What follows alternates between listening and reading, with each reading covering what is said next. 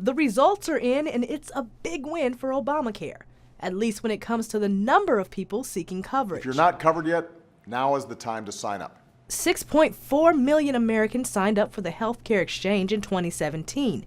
That's up 400,000 from this time last year. It's a mad dash for coverage before a Republican-controlled Congress and President-elect Trump take office.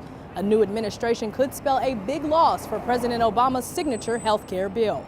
Members of Congress hope to pass a budget in January that could allow them to quickly repeal the Affordable Care Act. The sooner we can go in a different direction, the better. Former Bush administration Deputy Secretary of Health and Human Services Tevi Troy tells CBN News that it won't be as easy as some people think.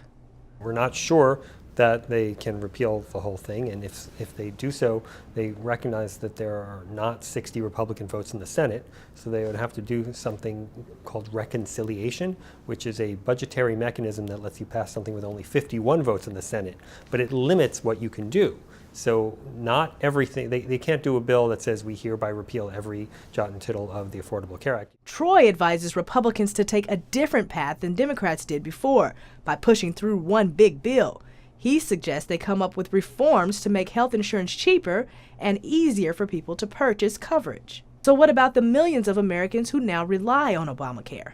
They will have to target whatever reform or replacement they do to make sure that those 20 million people are not disrupted and can get some care. Another target for the new Congress could be defunding Planned Parenthood. Last go-around, Congress pushed to cut Medicaid money from Planned Parenthood, and for now, that still appears to be the plan. We've already shown what we believe with respect to funding Planned Parenthood. We put a bill on President Obama's desk in reconciliation. Our position has not changed. President Obama vetoed that bill. But a new President Trump is coming to town, and pro-life advocates hope to gain ground this time around. Last year, the House and the Senate passed a reconciliation spending bill that got to the president's desk, to President Obama's desk, that didn't include 80% of funding for Planned Parenthood. So that was huge. That would have defunded them $400 million plus. And that they need to do that again. So the path is more clear than it's ever been. So what else is on Speaker Ryan's wish list? He says fixing a broken tax code and getting rid of government overreach take priority when the 115th Congress take office in January. Amber C. Strong reporting for CBN News at the Capitol.